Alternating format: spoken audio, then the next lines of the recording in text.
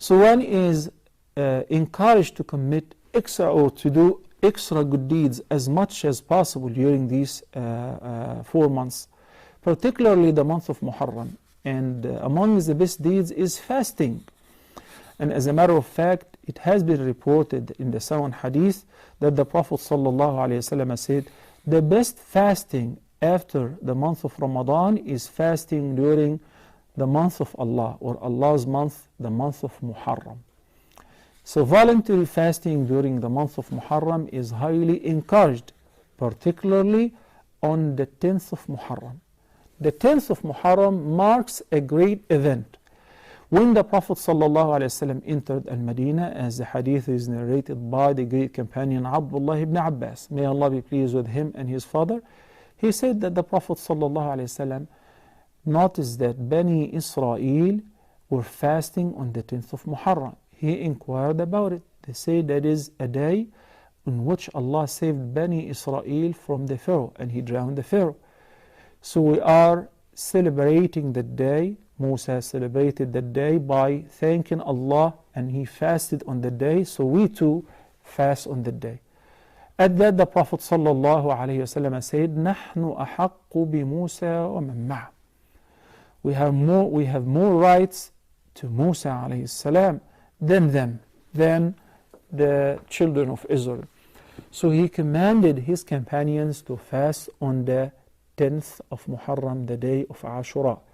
And it was obligatory in the beginning. And the Prophet ﷺ said a great virtues and a great reward for those who will fast. Even afterward it became voluntary. He encouraged us to observe fasting on the day, as he said sallallahu alayhi wasallam, صيام عاشوراء, the 10th of Muharram, fasting on the 10th of Muharram, أحتسب على الله. I hope that Allah subhanahu wa ta'ala will give the reward of fasting on the day an expiation for the sins of the past year. Kafara, an expiation for the sins. What kind of sins? The minor sins.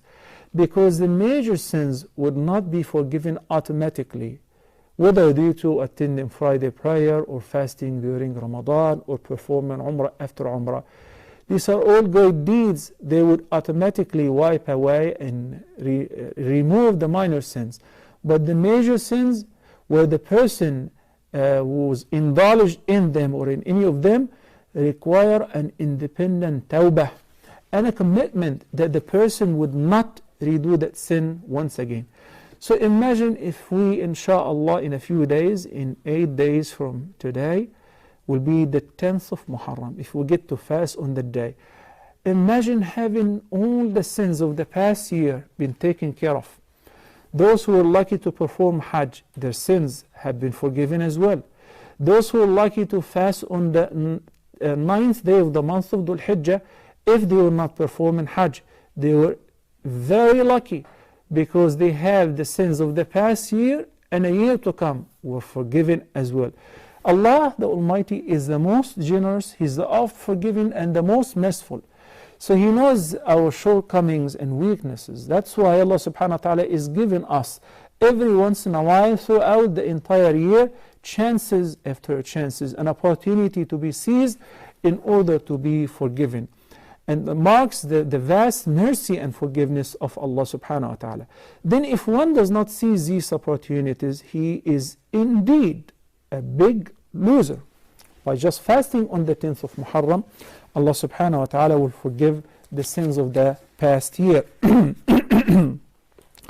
Abdullah ibn Abbas, may Allah be pleased with him, narrated that the Prophet sallallahu alaihi wasallam, he said, I never saw the Prophet sallallahu alaihi wasallam so keen to fast on any day other than the 9th day of the 10th day of the month of Muharram, which is Ashura. This hadith is collected by Imam al-Bukhari. I'll continue talking about what's mustahab or recommended during the month of Muharram, and the etiquette or the sunnah with regards to fasting on the 10th of Muharram. As far as the fact that some of the companions said to the Prophet sallallahu alaihi wasallam that the 10th day of the month of Muharram was also venerated by the children of Israel. because of the event of saving them from the Pharaoh and drowning the Pharaoh. So wouldn't that be considered like copying them, fasting on the same day? The Prophet ﷺ said, because he did not want to do anything similar to Ahlul Kitab or to non-Muslims, even with regards to the ibadat or the various acts of worship. He said, if I live to see the next year, I shall fast, or we shall fast on the 9th as well. So he intended to fast a day before the day of Ashura. So this way we will be different in our practices than the children of Israel. But the Prophet ﷺ, it so happened that he died before reaching that day. So it is a sunnah to fast a day before the 10th of Muharram. Let's say the 9th. If one fails to fast on the 9th, then perhaps the 10th. If one happened to fast the 9th, the 10th, and the 11th, that will be the best. So the least is to fast only on the 10th. Or a higher level to fast a day before along with Ashura, or a day after along with Ashura, along with the 10th. And the best of the best is to fast the 3 days altogether, the 9th, the 10th, and the 11th. May Allah subhanahu wa ta'ala accept. يا أيها الذين آمنوا أطيعوا الله وأطيعوا الرسول وأولي الأمر منكم